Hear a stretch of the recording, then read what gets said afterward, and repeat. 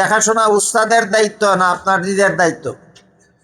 এই দায়িত্বটা যদি আপনি পালন না করেন, উস্তাদ 1 মাস মাদ্রাসায় তাকে 5 বেলার নামাজ জমাতে পড়াইয়া দিলেন, 5 দিনের ছুটিতে ঘরে গেল, এই 5 দিন সে নামাজই পড়লো না, আপনি এই জন্য তাকে তদারকি করলেন না।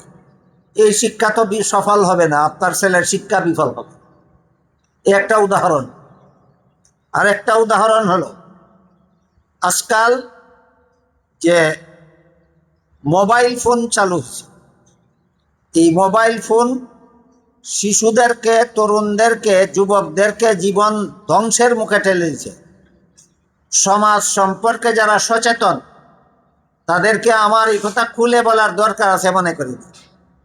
মোবাইল ফোন শিশুদেরকে, তরুণদেরকে, যুবকদেরকে জীবন ধ্বংস করে দিচ্ছে। এই জন্য মাদ্রাসায় উস্তাদগণ নিয়ম করে দেন, ছাত্ররা মোবাইল ফোন ব্যবহার করতে পারবে না, সাথে সাথে টেলিভিশন দেখতে পারবে না। মোবাইল ফোন ব্যবহার করলে, টেলিভিশন দেখলে এদের মন মানসিকতা নষ্ট হয়ে যায়, এদের রুচি খারাপ হয়ে যায়। কুরুচিপূর্ণ সিনারিগুলি দেখে দেখে এমন নেশাগ্রস্ত হয় যে শুধু লেখাপড়া বাদ দিয়ে মোবাইল আর সিনেমা দেখে না, টেলিভিশন দেখে না, খাওয়া দাওয়া বাদ দিয়ে, ঘুম বাদ দিয়ে এই মোবাইল দেখে আর এই দেখে, এই টেলিভিশন দেখে। যতক্ষণ পর্যন্ত মাদ্রাসায় আসে ততক্ষণ পর্যন্ত উস্তাদ তাকে মোবাইল ব্যবহার করতে দিলেন না, যতক্ষণ পর্যন্ত মাদ্রাসায় আসে ততক্ষণ পর্যন্ত উস্তাদ তাকে টেলিভিশন দেখতে দিলেন না।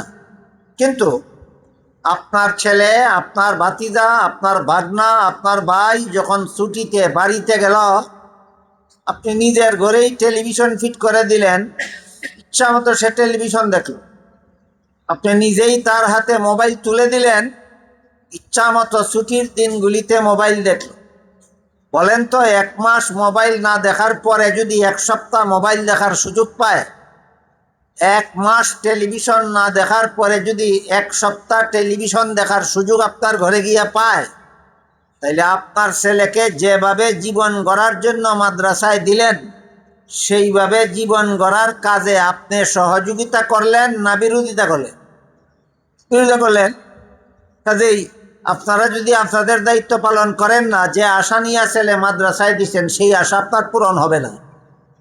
মোবাইলের নিশার থেকে যদি ছাত্রদেরকে বারণ করা না যায়, টেলিভিশনের নিশার থেকে যদি ছাত্রদেরকে বারণ করা না যায়, মোবাইলে গেম খেলার নিশার থেকে যদি ছাত্রদেরকে বারণ করা না যায়, 30 পারা কোরআন মুখস্থ করে হাফেজ হতে পারবে, কিন্তু কোরআনের বিধান মতো হালাল পথে জীবনযাপন করবে না।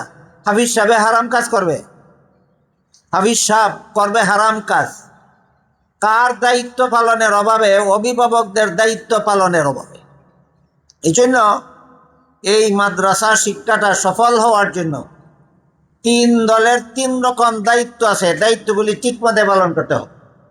উস্তাদগণের দায়িত্ব হলো তালিমের সাথে সাথে তরবিয়ত, ছাত্রদের দায়িত্ব হলো এলিম শিখার সাথে সাথে আমল, অভিভাবকদের দায়িত্ব হলো ছাত্রদের এলিম শিখা আমল করার ব্যাপারে অবহেলা আছে না ত্রুটি বিচ্যুতি আছে না ঠিক মতে পালন করতেছে, আপনাদের তদারকি করার দায়িত্ব আছে। এই 3 পক্ষ যতদিন পর্যন্ত রীতিমতো যার যার দায়িত্ব পালন করবেন, ততদিন পর্যন্তই এই সমস্ত ছেলেপেলেদের কোরআন শিক্ষা সফল হবে। আল্লাহ আপনাদের আমাদের সবাইকে তৌফিক দান করুন, আমিন।